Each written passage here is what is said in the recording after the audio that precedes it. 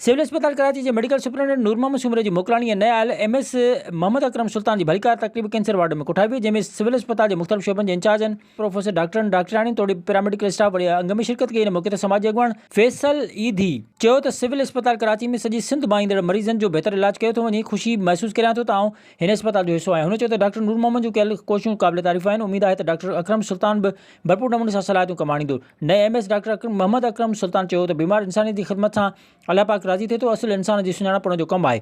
Doctor नूर मोहम्मद के मिलियल मोहबतूं संदसि कम जो एज़ाज़ आहे ऐं मिलियल ज़िम्मेवारी खे पंहिंजी टीम सां गॾिजी भरपूर तरीक़े सां मल्हाइण जी कोशिशि कंदुसि। डॉक्टर नूर मोहम्मद सुमरो चयो त मुख़्तसर अरसे में कुदरत तरफ़ां मिलियल ज़िम्मेवारी खे निभाइण जी अमली कोशिशि कई ऐं साथियुनि जे ताउन सां अस्पताल जे सभिनी शोबनि जे मरीज़नि खे रिलीफ ॾिनो आहे, जंहिं लाइ मुंहिंजो ज़मीर मुतमईन आहे। तक़रीब खे doctor Naseemuddin Mirani, doctor Naila, doctor Shuja, doctor Ghulam Fatima, Shabana Junejo, doctor Abida Ghangro ऐं ॿियनि पिणु ख़िताब कयो। विज़िट कयो अवामी आवाज़ मीडिया ग्रुप जी वेबसाइट awamiawaz.pk।